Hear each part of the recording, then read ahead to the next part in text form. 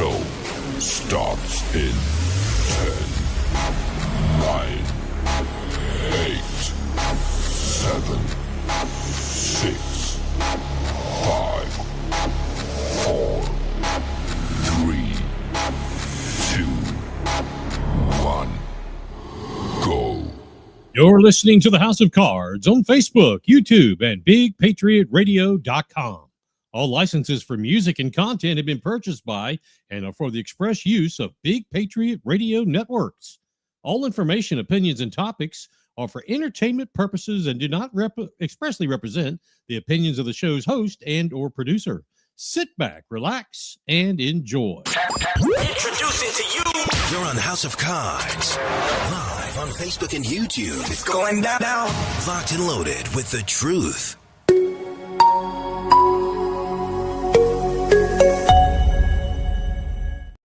Hey, good evening, everybody. It is Thursday night. That means it's time for Beaufort County's House of Cards. I am Mike Covert. Glad to have you here with us. Let's fix a couple of these audio things there. Hey, it is, Thursday night, December 11th. Can you believe that? We've got one more show after this one this year, and then we'll be back in 2026. 14 days until Christmas. Unbelievable. Wow. Hey, if you folks have not started picking that special gift out for someone or that gift for someone special, it's probably a good time to go ahead and get started. It is go time. Again, my name is Mike Covert, your host, coming to you live from the Big Patriot Radio studios here in the great state of South Carolina. We want to welcome all those folks watching on YouTube and Facebook. Also, to those folks listening on BigPatriotRadio.com, don't forget you can get your BigPatriotRadio.com app. It's free to download. All you got to do is take a picture of that QR code right there and get that on your phone. You can go to Big Patriot Radio. It is live 24 hours a day, 7 days a week, 365, with all your best blues, news, country popping, classic rock. Right there on internet radio, BigPatriotRadio.com. Again, I want to ask you if you're on Facebook or YouTube. Let's see, we got these cool new things. Let me see if I can find them. And there they go. Like and follow us. You can subscribe if you're on YouTube. Like and follow us on Facebook. And there's the red and blue, so that's the combination of the two. But anyway, whatever you're on, whatever form of social media, please like us, follow us, subscribe to us, ring that little bell, and most of all, share. Go ahead and hit that share little arrow there on your phone or your laptop or your iPad, whatever you're listening to. Share it. That way that the internet folks, the algorithms and all that kind of stuff, they see people sharing and it makes it, the algorithms like it and makes the show available for more folks to watch, listen, and enjoy. Go ahead. Do it now. Seriously. Go ahead and do it. Let's go. The station that keeps it rocking 24/7. Ladies and gentlemen, BigPatriotRadio.com. We have a great show for you tonight. We've got a couple of congressional candidates coming on here.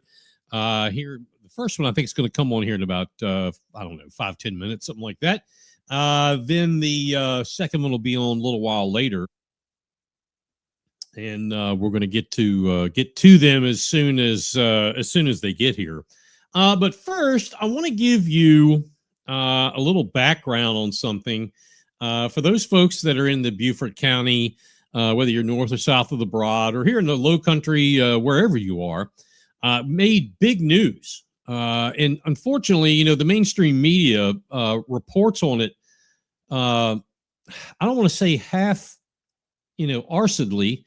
Because that would be giving them props. So the very poor job that they reported on the Beaufort County Council, Councilman Logan Cunningham, last Monday at General County Council meeting, had brought forth a motion to rescind the last vote taken on the Pine Island subject. Now, again, there has been so much disinformation. I've been shaking my head all week.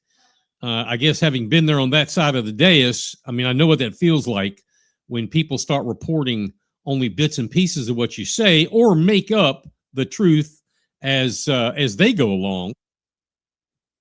So what I thought I would do is give you the real reason, the objective truth. Remember, that's what we do here. It's objective truth and reality, not subjective truth and reality, which is what usual leftists, socialist Democrats, Marxists, whatever, they tend to believe in subjective reality or subjective truth.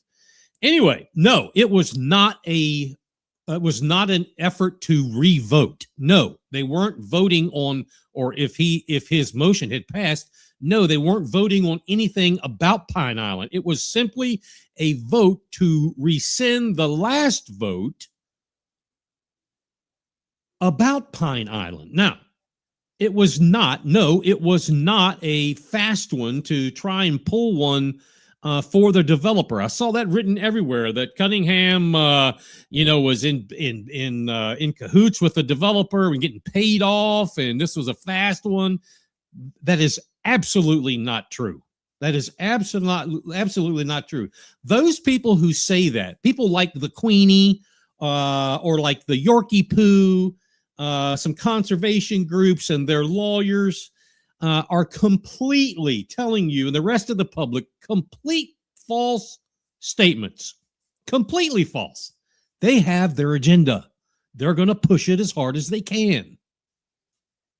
So, why did Cunningham make the motion, and why did council members Reitz, Brown, and Bartholomew join him with a yes vote? Well, the last time this subject, Pine Island, was up for a vote, the developer had put together a final document in trying to get a development agreement committee to be set. Now, this document was called the Pine Island Plan. Now, interesting, the public never got a chance to see the Pine Island Plan. We put it out here on the screen here several weeks ago, but the public never got that chance. County Council didn't have more than 24 hours. Did not have more than 24 hours to review the plan in its entirety, see it for themselves, much less ask for questions or do interviews or have hearings or anything such. That is what I call sneaky, back channel, backhanded, typical behind-the-scenes style politics.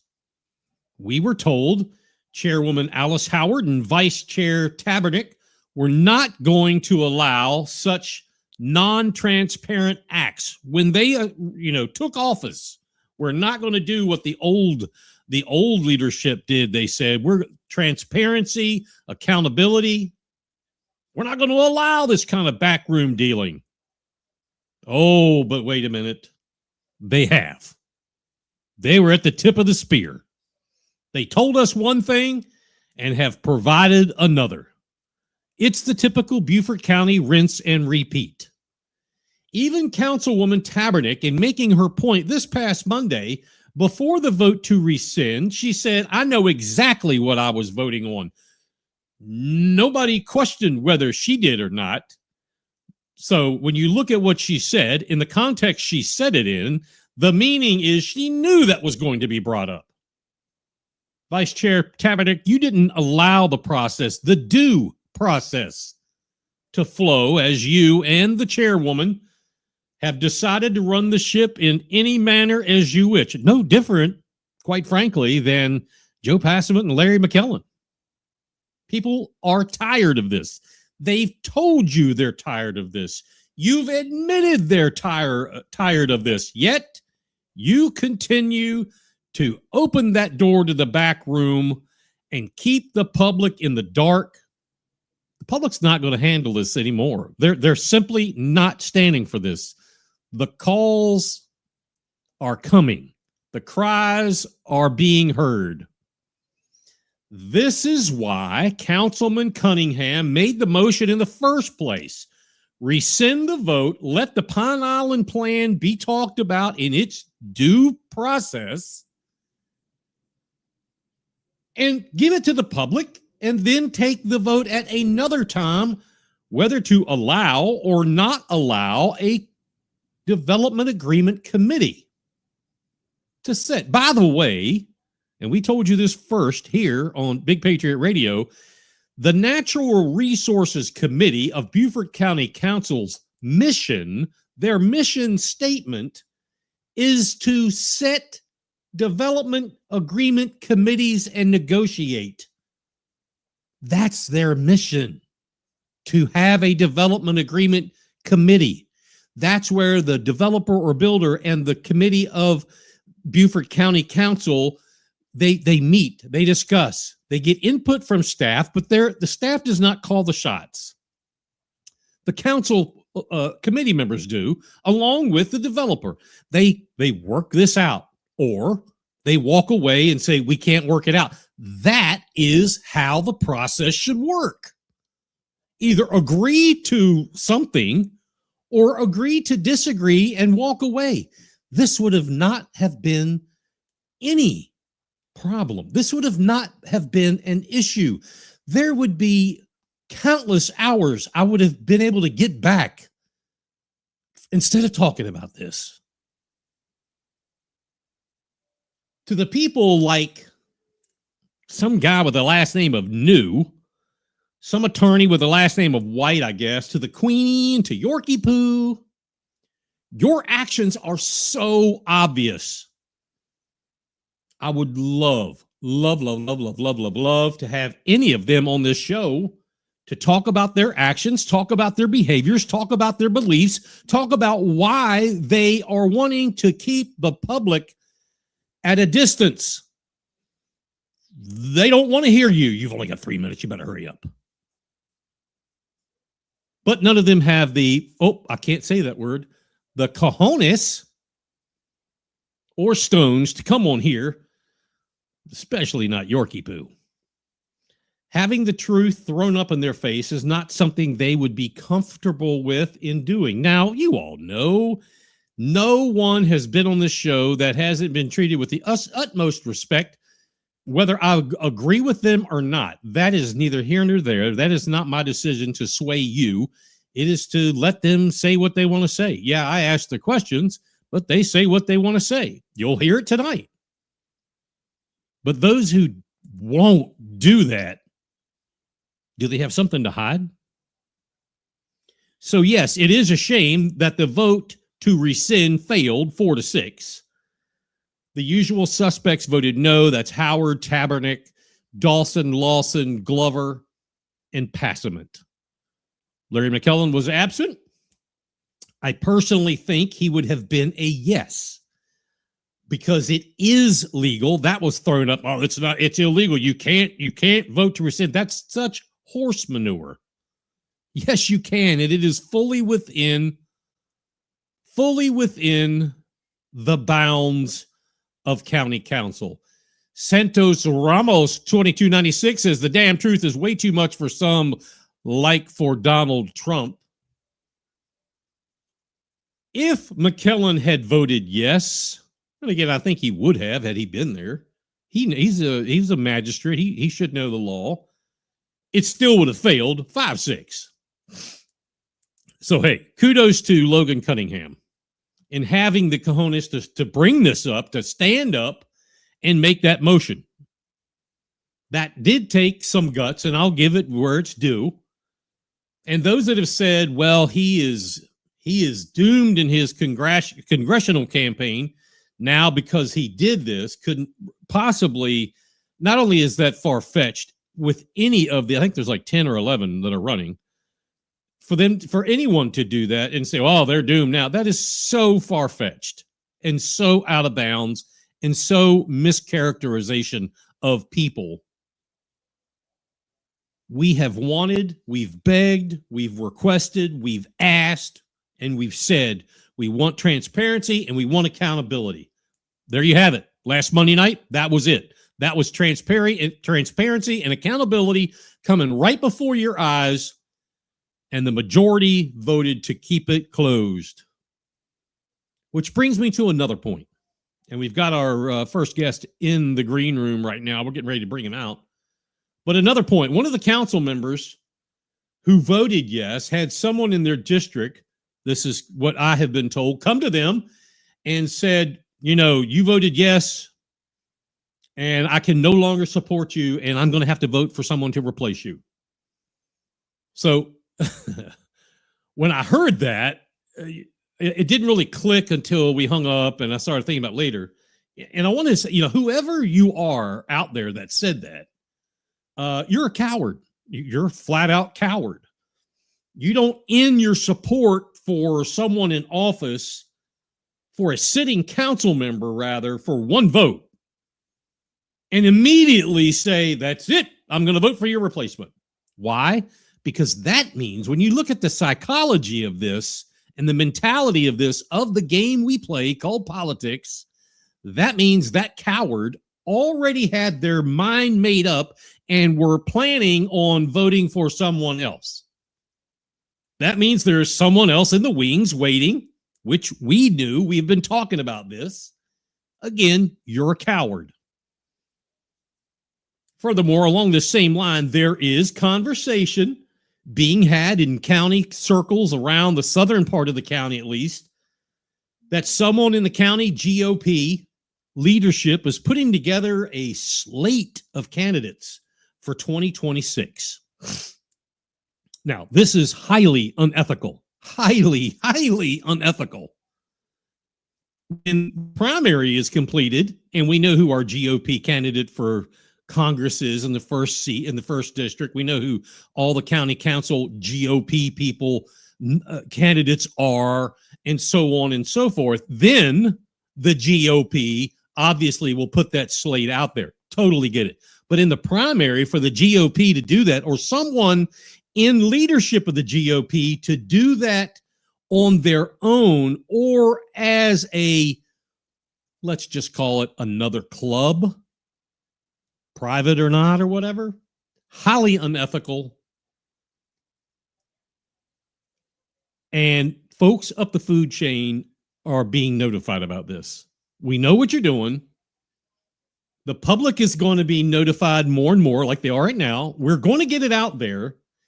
And frankly, to be honest with you, I am giving publicly right now the GOP in Beaufort County a dare. Right now, I'm giving you a dare, because they have been known, from what we have been told, to kick people out if you cross them. So I offer them the biggest dare. I dare you to kick me out of the party for giving the public the objective truth of what's going on. That's right. Now, if it doesn't go on, obviously, we won't be giving any of that out, because it won't happen. That's how we play: fair, transparent, and accountable. But if you do, and if someone in leadership decides to put a slate up in the primary, we're going to let the public know. And again, I dare you to try and kick me out. I dare you. Your Rock Authority. Big Patriot Radio. I wouldn't tell anybody about this.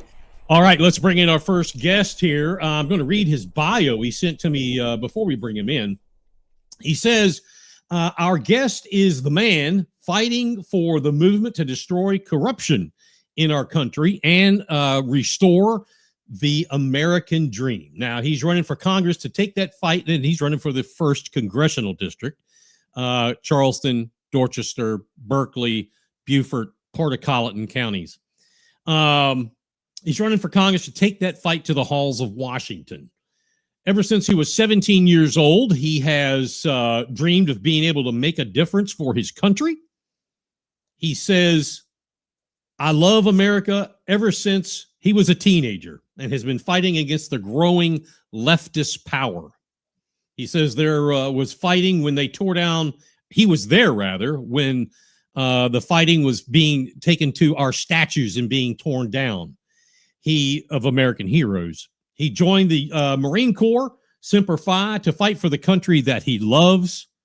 He was there fighting on January 6th, went to prison, and was pardoned by President Donald J. Trump that January 6th day in Washington.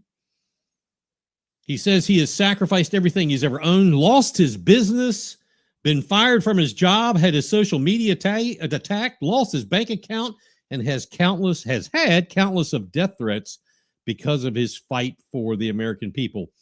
He did say that he would do it all over again if that meant ending corruption. Ladies and gentlemen, join me as we bring in 1st Congressional District candidate Tyler Dykes, ladies and gentlemen. All Tyler. right, thanks for having me. Hey, how are you, sir? I'm fantastic. How about you? If I was doing any better, I'd be you, man. Hey, let's jump right into this, Tyler. And hey, I know you all, we've had a couple of candidates on here. Hopefully all of you will be on here at least once, maybe more than once. I know your time is precious. So I want to jump right into it. Let's do it. You have quite the background, I got to say. In looking into you, I had heard about you, but didn't put the name that I had heard of previously with now. So I was like, oh, wait a minute. I know who this is. You have quite the background, and you're only 29? Younger than that, even 27. 27. Oh, well, I was giving you 2 years. My gosh. Before we talk politics, tell me a little bit where you live, what part of the 1st District, and what do you do for a living? A little bit of that.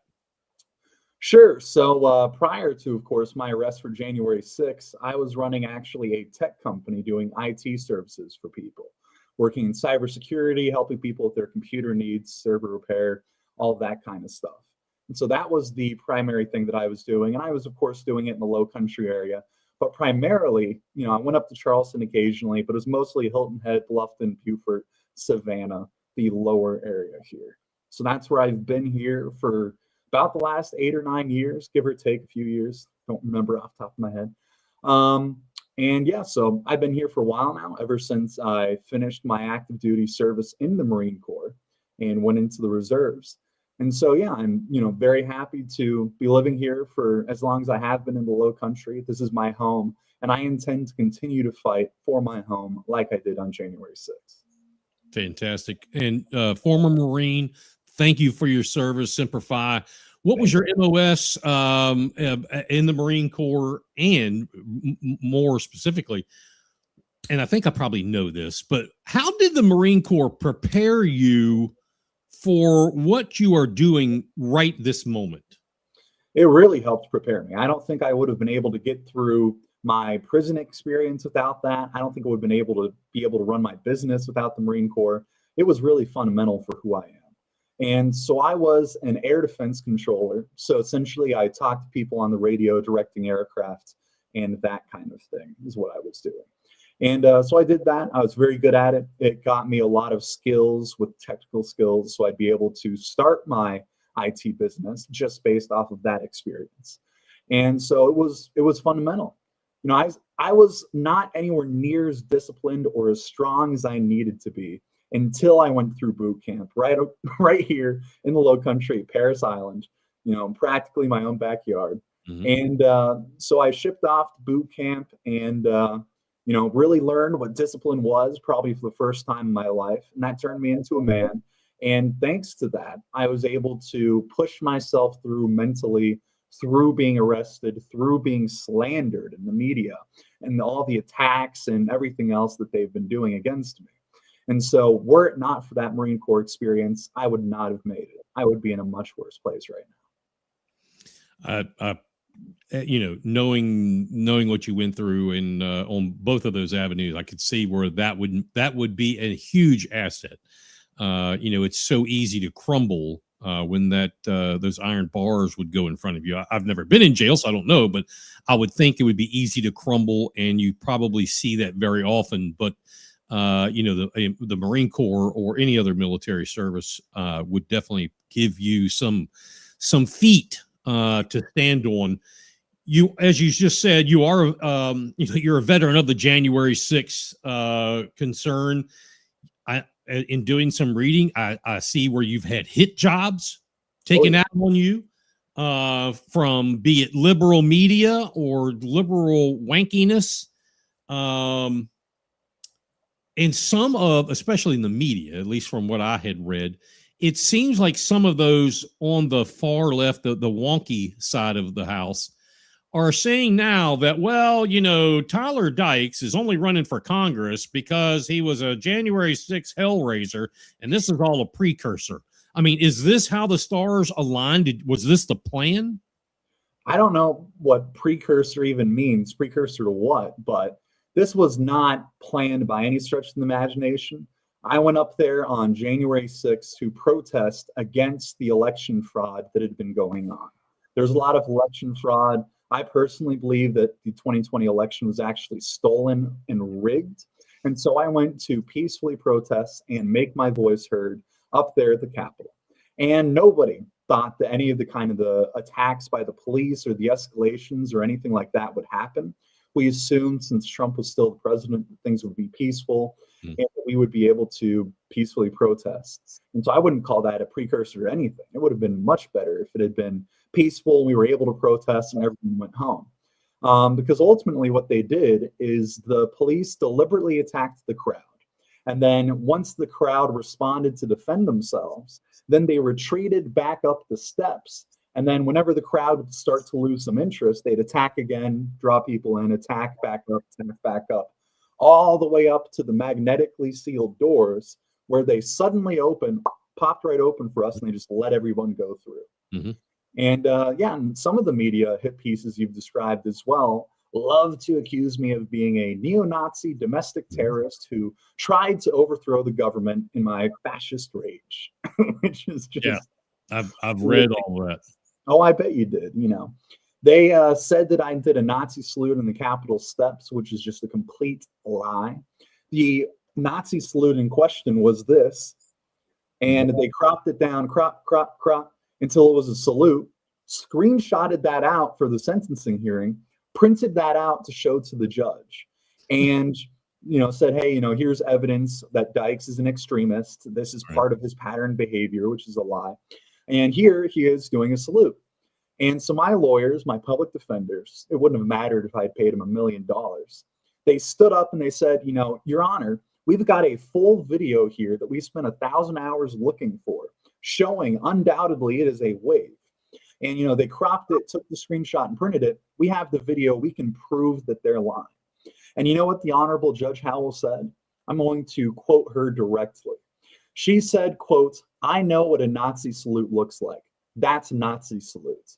And then she denied the motion for request for additional evidence to be presented, completely blocking that video.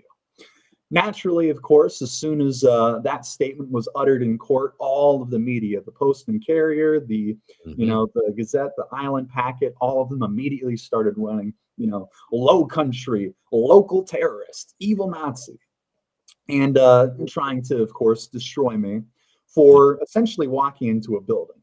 They say that I assaulted cops, but I didn't even touch them, and there's video footage of this. Did not even touch them once. Not one time, not one finger did I ever touch a cop in any way, shape, or form. Didn't bump into them, didn't push them, didn't shake their hand, definitely didn't violently assault them like they tried to accuse me of doing. Mm-hmm. And so all of that, I would say, has given me a very, I don't want to say respect, because I don't respect them at all, but it sort of has made me understand the way that the justice system is rigged intentionally to try to stop anyone who's genuinely on the right, genuinely nationalistic or conservative or Christian from being able to properly represent their views and have a country that's worth having. Unbelievable. You had mentioned about election fraud. I too am a election fraud believer, mainly because I had it happen to me. I've served in office once, ran for Congress, and got out of that race when it was financially impossible to topple Nancy. And I went back and ran for county council again. Anyway, I was left off the ballot. as was my opponent now, with all fairness. Anyway, and I saw, just to real quickly give you the background, I saw with my own eyes, and this was at 5 o'clock. We waited till then. Being a public figure, you don't go with the crowds. Anyway, I saw with my own eyes the voting machines in the middle of the room that aren't supposed to be connected to the internet now. I saw with my own eyes the voting tabulator or whatever it is that you pick and choose be fixed without supposedly being hooked up. Saw it with my own eyes. Anyway, sued the election commission. That was an exercise in futility. Of course, now their guy was in jail. Imagine that, how he's behind bars. Anyway, so I am a believer. I would assume you will be too, in paper ballots. Yes. We have the ability to have paper ballots that are serialized. We should be in a vote on paper, in private, in red, in public. All right. Each state controls their own voting. You hear about the federal government, you hear Congress, congressional seat holders talk about, election fraud. And how is a congressional representative supposed to fix something that this is really a state thing? Where does the line stop between voting machine and going to paper? Well, there's a lot more than just the machines that are the issue. You have, of course, the now infamous issue of you have a lot of illegal aliens that are actually voting in our elections. You have the absentee ballots where people are sending in their ballots where they don't even live in the state. And then you have many cases of where it's been discovered that somebody had died and then a month later voted for the Democrats. Mm-hmm. And so, yes, absolutely having paper ballots, that may or may not be a state issue. But there's a whole lot of other things that we can do. For example, we could easily pass a law with our Republican majority now. I don't know why they're not doing it. They could require federally paper ballots, or even better, they can require all these different checks to make sure that people are citizens. They can require nationwide ID laws and all these different efforts. There's a lot of things that they can do on the federal level in order to push to make our elections safer. Then on top of that, the feds could actually use their power and influence to influence the states into actually changing their laws. For example, you could get another probably 5 or 10, House seats in California alone just by banning illegal aliens from being able to vote. And the feds could easily use their power, which, it's federalist, anti-federalist, the whole argument, should they even do that? But they could use that power against California, for example, to force them to make it impossible for illegal aliens to vote. And so while there are states issues and federal issues, I think people underestimate the amount of influence that the federal government can have. I mean, I remember when I was, 15, 20, I was younger. And I remember how Obama threatened to withhold federal funding in North Carolina because of some transgender issue. And he was able to force the state to adopt very liberal policies as a result of threatening to withhold finances from that. And that, of course, would be up to the direction of the president, not necessarily a congressman. But there is absolutely a lot that we can be doing in addition to paper ballots to secure our elections. And a lot of it is already law already. It's just not being enforced. And so we need to have enforcement of the existing laws. And then on top of that, make sure that things are actually being counted correctly. And then one more thing, I went to a Stop the Steal rally in 2020. In Georgia, in Savannah, Georgia, where we sent somebody inside to look at the poll watchers who were counting the ballots, the votes for, Trump and Biden. And he went in and managed to get a video. I don't remember his name, but he said that he witnessed while he was inside watching them count, that he personally witnessed at least 2 different poll workers when they thought no one was looking, switch votes from the pile for Trump votes and move them over into the Biden pile, and personally witnessed that happen. Now, I'm sure that if he personally witnessed that happen himself in 20 minutes, 2 different cases of that happening, I'm sure that's happened, on a huge and much larger scale. And so even if we had paper ballots, that would still be an issue. And so I think having independent poll watchers and having them be live streamed where we can see and make sure that they're not deliberately misplacing votes like that would also be something that would need to be done. But again, a lot of these are common sense things that if we had a GOP that actually cared about America, they would be implementing this tonight with our majority in all three branches. So the first congressional district, Charleston, all the way down to the southern tip of the state to here in Beaufort County, Dorchester, Berkeley, and part of Colleton County. What is the number one thing? What's the number one issue for the first congressional district? I'd have to say it's mass immigration and the rising cost of living. Everything is out of control. It is expensive.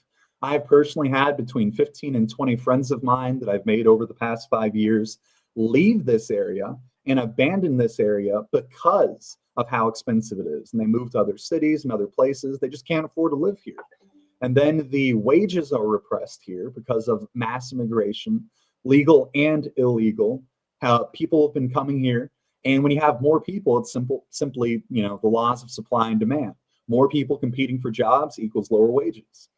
And on top of that, a lot of people will talk infrastructure.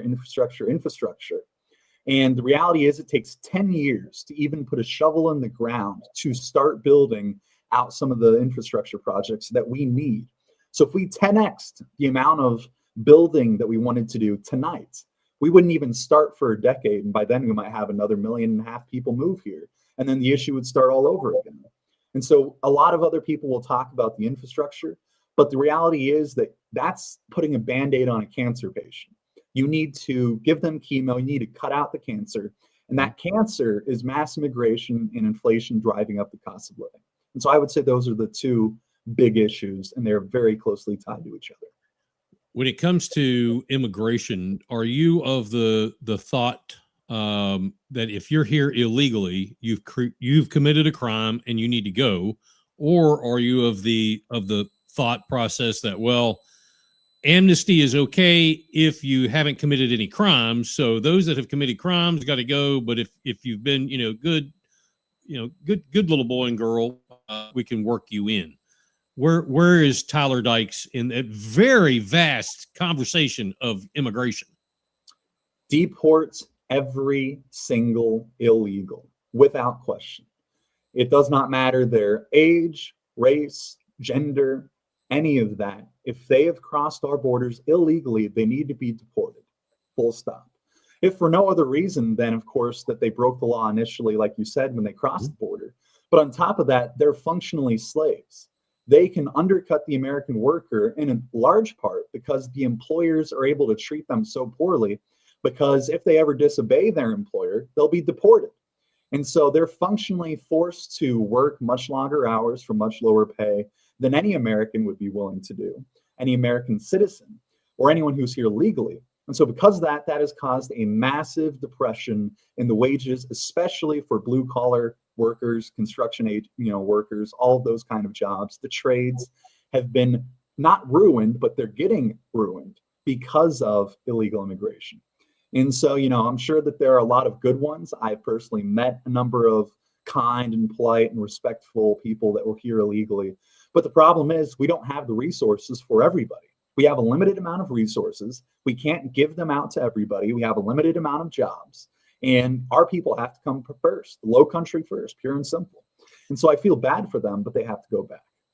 So Democrats, I'm sure the 4 or 5 that are watching right now, they have a very quick comeback to those statements. And that is, well, it's the illegals who pick your tomatoes and wash your clothes and serve you fries through a window. What is your response when you hear that? That's what they're saying. They're saying, oh, what are you going to do if you get rid of the slaves? Who's going to pick the cotton? That's literally their argument. Are you kidding? And then second off, there are a lot of Americans I know that are happy to work hard. There's a friend of mine who went into the Marine Corps, got out of the Marine Corps, and struggled to find a job. And he ended up having to get 2 different jobs, one of which was working as an electrician. And then in the mornings, he would get up at 5 in the morning and go and chop wood, huge giant lumber to make firewood. And he'd do that for $12 an hour, chopping wood, lifting huge 50-pound, 100-pound things on a machine and cutting them. And so you can't tell me, he struggled to find jobs. And that's what he ended up having to do after years of Marine Corps service. So I just don't believe that there's not Americans that would do those jobs. There are plenty of Americans that would happily do those jobs. Just part of the problem is that a lot of them, they don't offer the kind of pay that you can afford to live here on. I was talking also to a number of college students in Charleston where they had a 5-bedroom home where they were renting out. They had 5 people that were, each of them were renting a room. So you have 4 other roommates. You're all sharing this together. Each of them was paying $1,000 a month for rent with 4 roommates trying to get through college. And they were not in a good part of town, right? When I went and visited, I kind of had to watch my back and make sure I wasn't going to get mugged on the way out. This was not a nice area, and yet they're still paying $1,000 a month each with 4 roommates. And when that's the kind of expenses that you have, even $25 an hour isn't going to really cut it. You need to make more than that, or you need to have multiple jobs or work 60 hours a week. And so it's not, from my perspective, that Americans won't work those jobs. It's that Americans simply can't afford to. And as American citizens, it is actually more profitable for a lot of them to be on public assistance than to work for $10 an hour at a lot of these jobs. So we are running close on times. I had a bunch of other questions. One of them, real quickly, you have been vocal about AIPAC and not taking their money. Have you taken any lobby money as of right now? And if not, without the question or the answer of, well, nobody's contacted me, but if not, why not? And would you? I would take money, but only if they do not force me to compromise my ideals. I will never take any money from AIPAC or from the Israel lobby. That is a promise that I will never take money from them under any circumstances. Now, there's a couple of constitutionalist groups that I've been talking to here in South Carolina, a couple of PACs. There's various ones like that here that really stand for the Constitution. There's a Second Amendment group that I'm talking to. There is a anti-corruption PAC that I am talking to as well. And so I would be happy to take their money, but the difference is their money doesn't come with strings attached. They want to give me money because largely they already agree with everything I'm saying. They're like, yes, you're our guy. And so from them, I'd take money, but from 99% of them, absolutely not. I won't take a dime. The reality is that if you go on the AIPAC website and go to their 2024 or 2020 elections page, they brag about having purchased 300 sitting congressmen from both parties. And so when it comes to sending more money to Israel, they are happy. The Congress is happy to pass that bill immediately. But when it comes to securing our elections, improving the economy, making life better for Americans, fixing our health care, oh, I'm sorry, there's nothing we can do because they're not getting paid by the American people. And so that is something that I think has to change. AIPAC needs to register, in my opinion, as a foreign agent under FARA. And additionally, I think that we just need to get rid of a lot of this corporate PAC money in politics. But as long as there is PAC money, I will be taking PAC money from constitutionalists, from Second Amendment people, and from people that already vocally agree with everything that I'm saying, from no one else. 2 final questions as we have our next guest prepping back in their own green room. First one is campaign finance. It's a nasty thing. It's corrupt, but yet it's an absolute until some kind of reform has been made. It's an absolute must. With that said, congressional representatives must raise funds, and those that raise the most get the best tasting donuts in the form of a committee. That's a fact. What is your plan with this? What is my plan to essentially to fundraise more money, you're saying? Right. Well, the biggest one is, of course, going to be small dollar donations. To go out and ask people, please come and donate. I'm getting set up on WinRed, actually, and I'm going to send that link to you here in a bit. As soon as it gets up and running, we're still finalizing that. Also on the webpage, dykesforcongress.com, you can click the donate tab, and there is a Give, Send, Go. And so small dollar donations, talking to people, that will be a big thing. But as well, a lot of it is going to be, of course, talking to a lot of these different groups that already agree and convincing them to get their people to donate to me directly as well. And so that is a plan that I have for getting financing and for getting more people involved. And I also, of course, expect that the media will begin running smear campaign after smear campaign once the campaign season really hits running. And I expect that that's going to actually attract a lot more people to me than they expect. And so all news is good news. Yep. And so that is part of the plan for getting financing, for being able to overcome some of these people, like Sam McCown, for example, who's put $3 million of his own money into this race. But also on top of that, he's just not good on the issues. And so I think people will really resonate with what I am saying. They will really agree. Most people that are running for the Republican Party will not talk about these things that I'm talking about. And so I think people will be really refreshed to hear someone that is willing to put their life on the line like I did for January 6th and tell the truth and speak boldly for the American people. So that's my plan. That's what I'd like to do. Last question regarding some news of the day, Venezuela. In your opinion, does the President of the United States have the right to invade either by land, sea, or air Venezuela and forcibly remove the Maduro regime and cartels? Might makes right when it comes to international politics. There is no real international court. The court doesn't have any military. So by the laws of nature, Trump has the right to do whatever he wants there when it comes to invading Venezuela, considering we have the most powerful military on the planet. That being said, I don't think that he should. I am very opposed to regime change anywhere, and from deploying the military anywhere. There's no point to it. The American people don't really benefit from it at all. And so, sure, they might be bringing a lot of drugs into the United States, but you can just fix that by having a more active Coast Guard and building the wall and making sure that they can't even come into the country to begin with. There's a lot of ways that you can fix those problems without doing a full-scale invasion, which is just going to result in more chaos, just going to result in more gangs taking power, just going to result in even more unfettered immigration over our borders. And I think it'll make things worse. So does he have the rights to invade and do regime change? Yes, but I don't think he should. All right. Tyler Dykes, there's your website on the screen. Tyler tells folks go to dykesforcongress.com, dykesforcongress.com. And can people go there to learn more about you? And once your Win Red is all set up, go there, they can donate and all that. That's right. Tyler, thank you so much. We appreciate you coming on here tonight.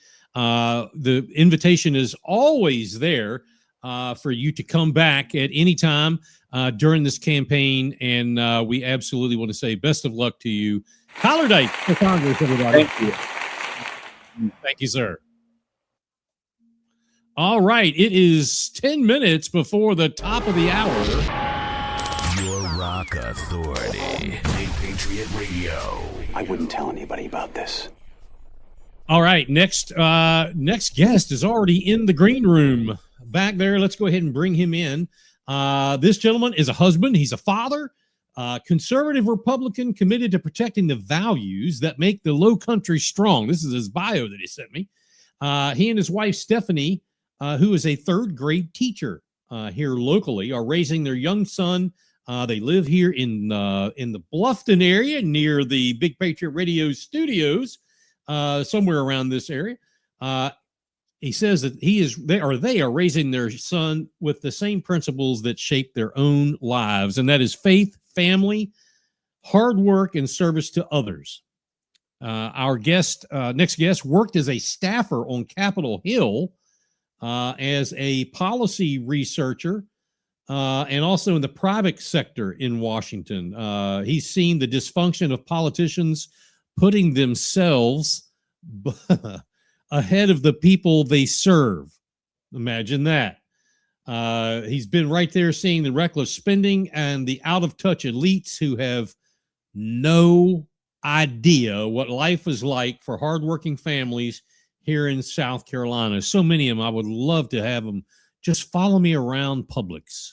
That's all you got to do. Just follow me around with a calculator. Anyway, please join me in welcoming Dan Brown to the show, ladies and gentlemen. Thank you. Dan, how are you? Absolutely. Well. It's good to see you. How is everything this evening? Staying busy. Working full time while running for Congress is it's something else. I'll tell you that. But we were, as a country, we are meant to elect citizen legislators, And that means people that are still working, hopefully some of the time, but it does make my life a little bit longer and a little bit harder from time to time. To say the least. Now, again, welcome. We appreciate you being here. I want to be cognizant of your time, of your family's time. It is 10 minutes to 8 o'clock. You want to spend some time before you put that young man to bed and et cetera. So let's jump right in this. You're no stranger to politics. As a matter of fact, I guess with I think it's like 10 or 11 of you all that are running in the GOP side, something like that. You might be, some could say you might be the one who has been the closest to the office as a former staffer. Tell us about that experience. Yeah, absolutely. So after I graduated from Furman University, I went up to Capitol Hill and I worked for William Timmons in the 4th Congressional District. I was a member of his legislative staff as a young 20-something in Washington, D.C., making $32,000 a year while trying to provide for myself and figure out how to get my then fiance, now wife, to live up there and support both of us on a intro level staffer's salary, Yeah, exactly. which it was something else. Even then, that did not go very far in Washington, D.C. I'll tell you that for a start. But, I've always thought that serving your country is the highest calling you can have. And previous guest and a couple of other members of this election served their country so incredibly bravely in our military. And that's something that I've never done. And that is a bravery that I don't have, that they have, and I will never take that away from them. But finding where I could succeed, where I could help to serve my country, where I could try in just stepwise to make this nation a better place was something that I've always felt strongly about.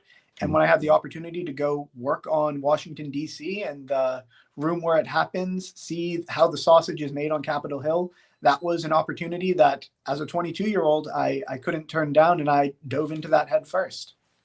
Did you, or have you, I know as a staffer, you build a relationship, different levels, but a relationship with the congressman or congresswoman.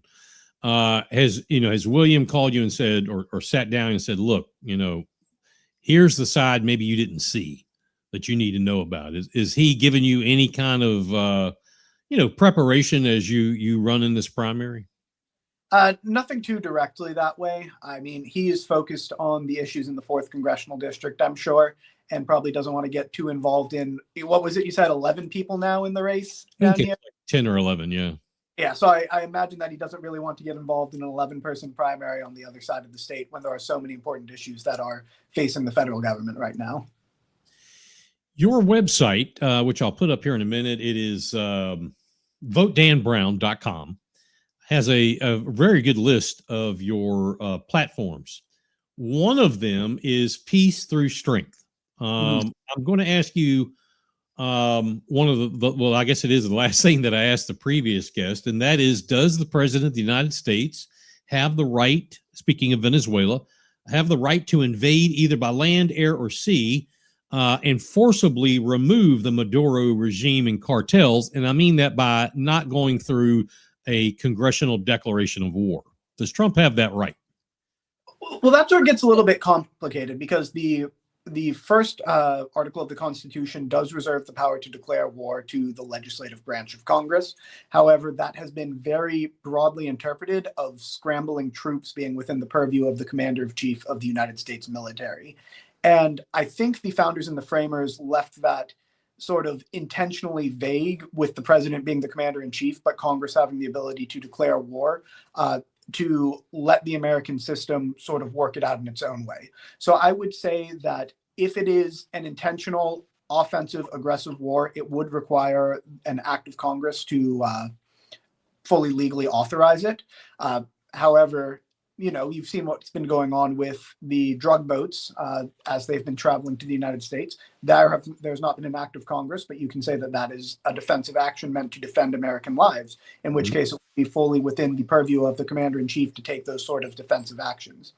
Now, if we're talking about an aggressive regime change war, I do believe that that would require an act of Congress, as my understanding of Article 1 is laid out. Gotcha. I have to say that in defense of all that, and don't hold me to the quote, but I believe this was the quote. At least it is in paraphrasing. President Trump was asked by one of the media, the press corps, about shouldn't you go to Congress and declare the war? And he's like, we're not declaring war on Venezuela. He's, I'm just going to kill the sons of bitches. I can't say it any plainer than that. Yeah, and there's an interesting way to look at it, because if you look at the history of regime change in Central and South America that may or may not have been spearheaded by the United States historically, it has not been land, air, or sea invasions of United States armed forces. It has been the arming and supporting of guerrilla insurgents that are more aligned with American values, or the American values of the time, to try to hopefully depose what they viewed as despots at the time. So I do think that that is more likely than a full-on air, land, or sea invasion, because that's sort of the history of regime change within the continent. And I think if folks want to learn more, and you're spot on right there. Folks want to learn more about that, the Central Intelligence Agency has made its life in getting people out of office. They are very good at it. We'll have to give it to them. All right, you got out of the swamp, Dan. You got out of that nasty sliminess of that city. I remember when I was up on Capitol Hill, having to go to the Capitol Hill Club and meet, and the down in the boiler room where the phones are, and it was so slimy. I mean, it was so nasty. Why do you want to go back? I'll put it like this: I wasn't sure if I would ever want to go back. But let me explain why I left first. My wife and I decided we wanted to start a family. We are both graduates of Bluffton High School, so Bluffton has been a long time home for us. And someone got murdered outside of our apartment building in Washington, D.C., and we decided that, Alexandria, Virginia, which is a suburb of Washington, D.C. And we decided that that was not the place where we wanted to raise our son. And Bluffton has always been home for us, so that's why we came back. And, all glory to God with this. We now have a beautiful 19-month-old son, but the first time I saw his ultrasound, I knew that, I'd been making efforts in my life to make the country better, but when I saw that, I knew that I hadn't been doing enough, because every opportunity that I've had in my life, I want to make sure that my son and all future generations have those opportunities as well. Opportunities where if you work hard, you play by the rules, you strive to succeed, you try with your own merit, and you do everything that you can, you have the opportunity to live that American dream, to buy that house, to support your family, to raise a family, to have a dog, the white picket fence, the whole works. But that's not something that is guaranteed moving forward, because we have crushing national debt that is mortgaging our children's future. And we've got a political class in Washington, D.C. that thinks that their judgment should be substituted for the judgment of people back home, that think that they know best, and that everything that they want to do needs to be the values that are inflicted upon the entire country writ large. And I think that that puts the American dream that I have had the opportunity to live and experience at the greatest risk that we've seen in decades. And I want to go back to Washington, D.C., because I believe that I'm going to be the fighter that helps to support the American dream, the happy warrior for the greatness of America. Okay. Well, as you know, committees are a huge part of whether a congressman or congresswoman can ever get anything done. Absolutely. Committees are handed out with favoritism for those that can raise, the most money for the party and for the PACs. This is how this works. Some say, well, it shouldn't be that way. Yeah, you're right, but it is. What do you bring to the table, Dan, to be able to raise those funds, necessary funds that would give you a seat at the big table? I think what I bring to the table in terms of the ability to raise money is just myself and my experience. I've worked on a number of campaigns, so I know what's needed with that. But also, I am willing to make the ask when it comes down to it. I'm willing to say, look, I believe in the values that you believe in the values that I believe in. You know what it takes to support those values? It takes money to support them. When I was talking about getting into this race, I had an individual call me who said these seats are bought and sold, and unless you can drop $500,000 of your personal net worth into it, it's not worth you even spending the time to get into it.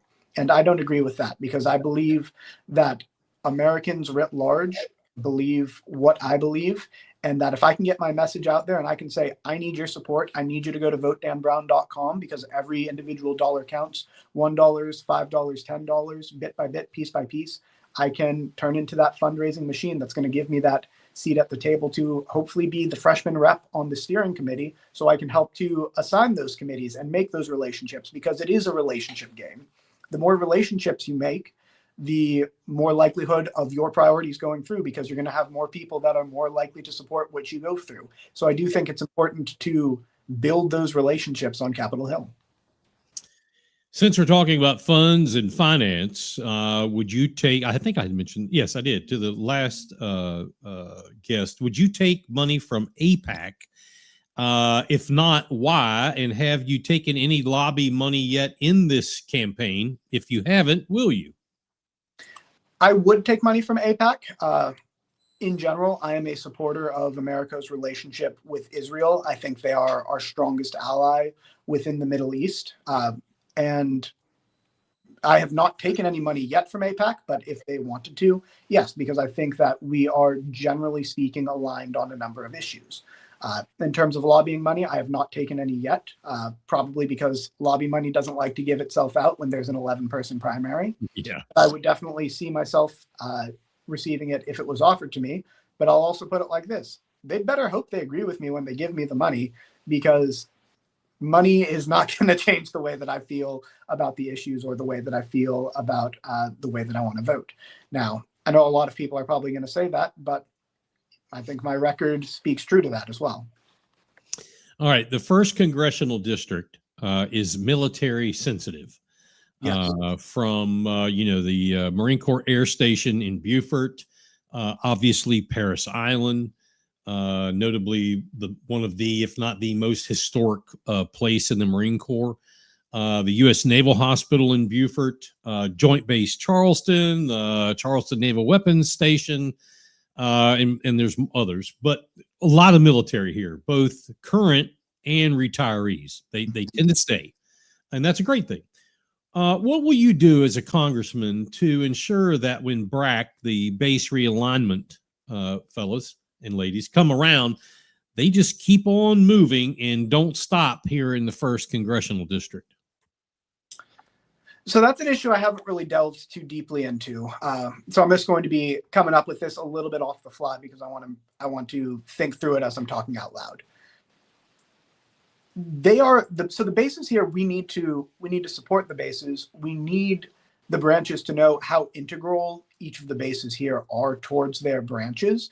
And I mean, I think South Carolina is pretty well strategically positioned, given how much of the first congressional district is along the coast, that I don't really foresee a time when it would become a substantial issue for base realignment down here in terms of the strategic positioning of bases. Now, if you've heard something that I haven't heard in terms of that being a significant issue, then that's something that would definitely need to be addressed. But speaking of our men and women who are serving now and veterans who are living in the area, that's one other thing that I think we really need to work on as Congress, and that's VA healthcare services.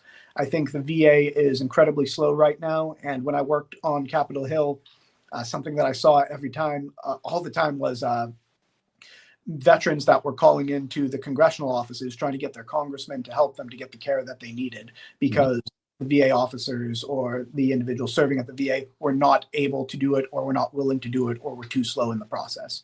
And I think streamlining the process to make sure that our veterans receive care at the VA is something that we really need to dive into, so you don't have to call your member of Congress to get the care that you need and deserve for the sacrifices that you've made for this country. So, interestingly put, the VA, and this wasn't one of my questions, but I think that, compared to the Biden administration, or actually the Obama administration, The VA has, when Trump came into office, the first administration, the VA had some major changes. And I agree with you. I think now it could be considered now it's too slow. People in Beaufort County have to drive to Charleston. There was some conversation that I heard, and I don't know what rag it was, something out of DC, that and don't quote me on this, but that Mace the conversations had begun about possibly putting a small VA medical center in Beaufort County. Is that something that you have heard of or know about when you were on Capitol Hill? Is that ever possible? I mean, this part of the state, we've got 200,000 people. I don't know how many. I think like 11% or 14% are military. Are we big enough for that yet or no? I haven't heard of that, but I think we are absolutely big enough for it. And I would absolutely support getting something in Beaufort County for here and the surrounding areas, because you shouldn't have to travel 90 minutes to get the healthcare that you're entitled to because you served our country. I mean, it's just as simple as that. We need to support our veterans. And I am a budget hawk, but in being a budget hawk, if there's one thing that we're going to spend more money on, it's our military and our veterans. And they are the people that deserve it because of the bravery and the sacrifice that they have made for this country. So if that's something that we need to spend extra money on, and again, I don't know the logistics of do we have the large enough population to support it, but just living in Beaufort County, I would assume that we do, and it is something that I would support. Heck, I might even author the legislation to move one here if possible. Excuse me. So speaking of logistics, this is a very long district. Yes. We all have some of the same problems, and we also have major differences. You know, it's a undeniable fact that living in Charleston County, Dorchester, Berkeley County is different than living in Beaufort County. Yes, we have Hilton Head Island. They have Isle of Palms. You can go back and forth on this all the time, but there is a distinct difference in the southern part of the 1st Congressional District and the northern part of the Congressional District. How will you be able to bring the northern part, the Charleston, Berkeley, and Dorchesters into a comfort position having someone from Beaufort as the Congress representative? Well, I think we've been comfortable with people from the northern part of the district being our Congress people about as long as I can remember. The last Beaufort County resident who was a serving member of Congress, I believe, was in the late 1800s. Correct. So that has gone on for a considerable amount of time. But, I think there's a lot more that we share than separates us. I mean, even within Beaufort County, you can say, you got north of the Broad and you got south of the Broad, and they're so very different. Yep. But the low country values that we share are going to be really simple. In the low country, you find people that believe in faith in God. They believe in the family as the most basic, strongest, and most important political unit in the United States. And they believe in hard work and personal freedoms. And that seems like something that is pretty universal north and south in the district. So as long as people in the north part of the district are okay with someone who has a strong faith in God, believes that the family is the most important political unit in the country, that hard work should pay off, and that the government shouldn't be telling you what to do and you should have individual freedoms, then I don't see why they would have any trouble supporting me. Super. Dan, people I tend to talk to have said that I see a semblance in their conversations. Infrastructure always comes up. Illegal immigration has come up for a long time. And more, it's the economy. That's front and center on their minds. The president has recently said that affordability is a hoax. I think that was a quote. However, I tend to disagree with that as I think I had mentioned earlier, all of those who watch this channel, we walk the aisles of the Food Lions and the Publix every day, and we see and we feel the cost of groceries. Yeah. No disrespect against the president, but I doubt very seriously he walks the aisles of Publix or Harris Teeter or whatever. That just is what it is. Point is, it's very unaffordable for a lot of people right now. What has to happen, Dan, in your view, to get food costs down so Joe and Jane America can afford to feed their families, at the same time not getting into a social experiment where big government is in control? Well, I think that's part of the issue, is that big government is in control. And I do understand sort of where the president is coming from, but I think he phrased it poorly.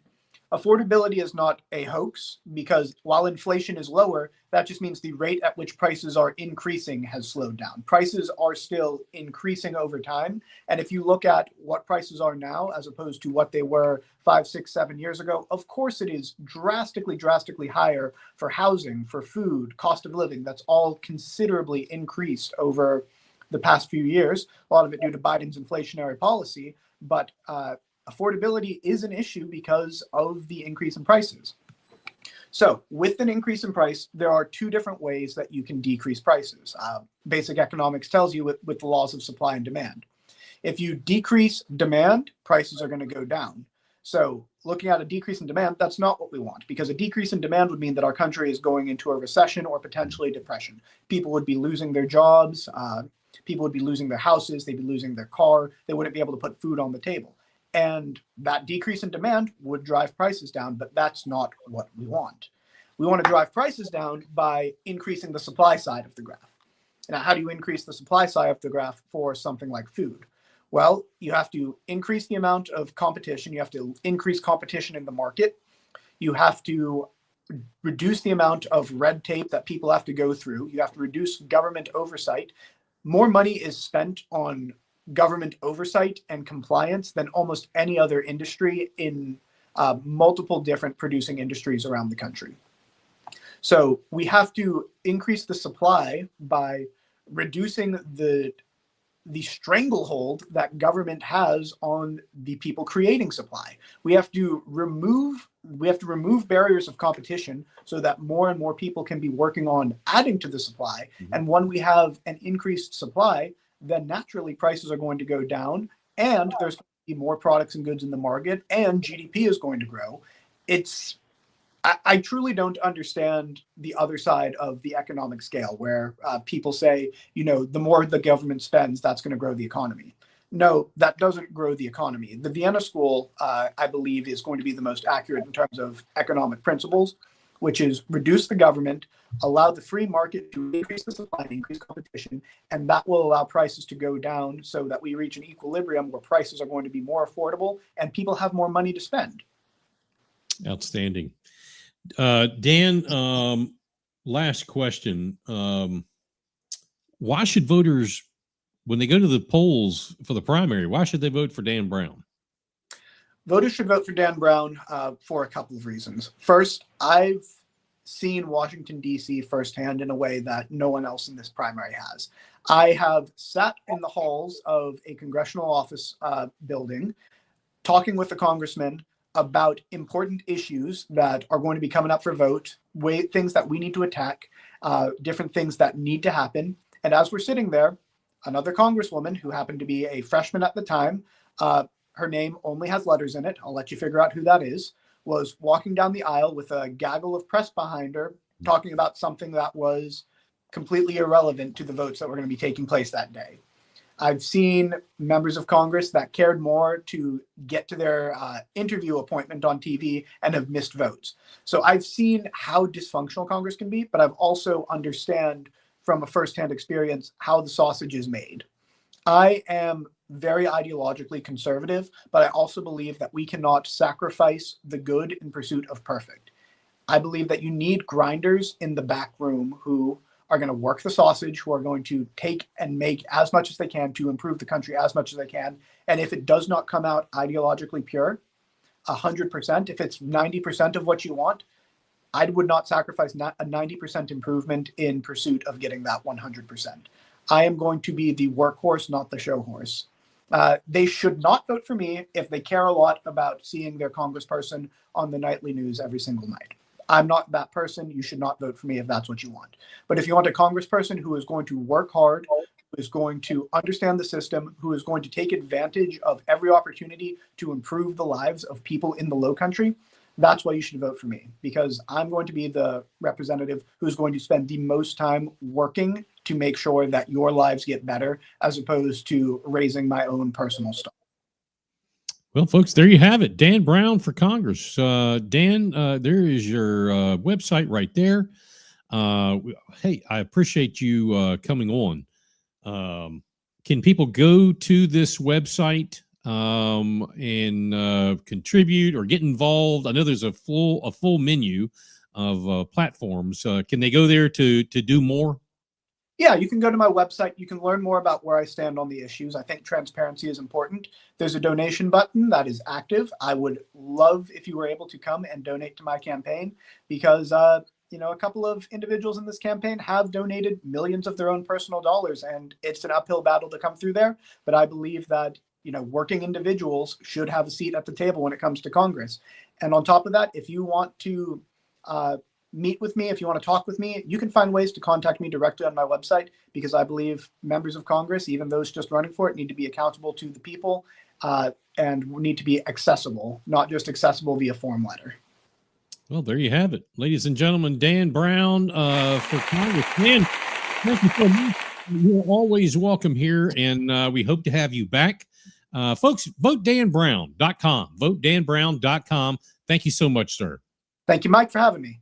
All right. Let's go! The station that keeps it rocking 24/7. Ladies and gentlemen, BigPatriotRadio.com. All right. Well, there you have it.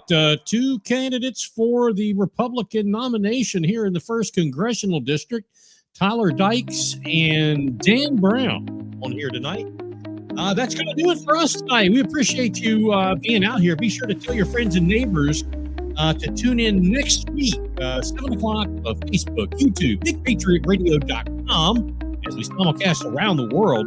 We have a couple of big stories. That story about a doctor in, what do they call it? Functional medicine.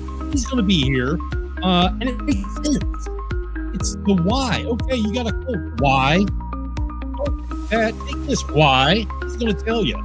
We're going to also hope to have another congressional district person. Plus, we're going to talk about 2025 and BigPatriotRadio.com and Beaufort County's House of Cards. All right. Don't forget to like, share the stream. Click on that QR button, that code up there. Send us some stars. Get it on your phone and share the show. Until then, be safe and watch your six. Good night, everybody.